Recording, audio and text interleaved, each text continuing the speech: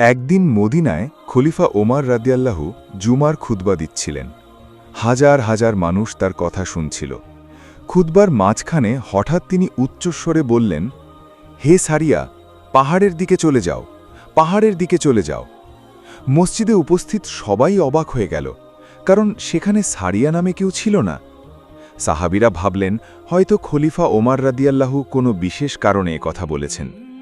কয়েক সপ্তাহ পরে যুদ্ধক্ষেত্র থেকে সংবাদ এলো, মুসলিম সেনাপতি ছিলেন হজরত সারিয়া রাদিয়াল্লাহু।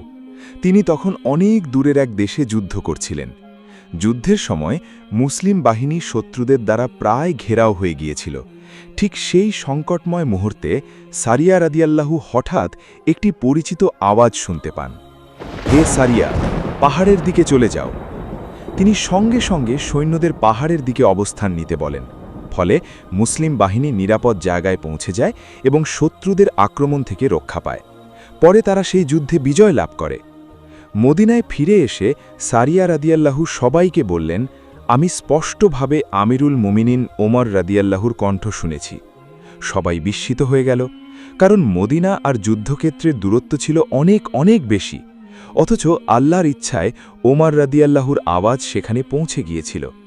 এই ঘটনা ইসলামের ইতিহাসে এক আশ্চর্য কাহিনী হিসেবে পরিচিত। এটি প্রমাণ করে আল্লাহ যাকে চান তাকে বিশেষ সাহায্য ও সম্মান দান করেন।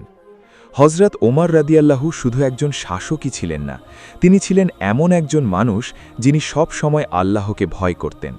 রাতের অন্ধকারে তিনি গরিবদের ঘরে খাবার পৌঁছে দিতেন, যাতে কেউ ক্ষুধার্ত না থাকে। এই কাহিনী আমাদের শেখায় সত্যিকারের ঈমানদার মানুষ আল্লাহর ওপর ভরসা রাখে, আর আল্লাহও তাদের সাহায্য করেন এমনভাবে যা সাধারণ মানুষ কল্পনাও করতে পারে না।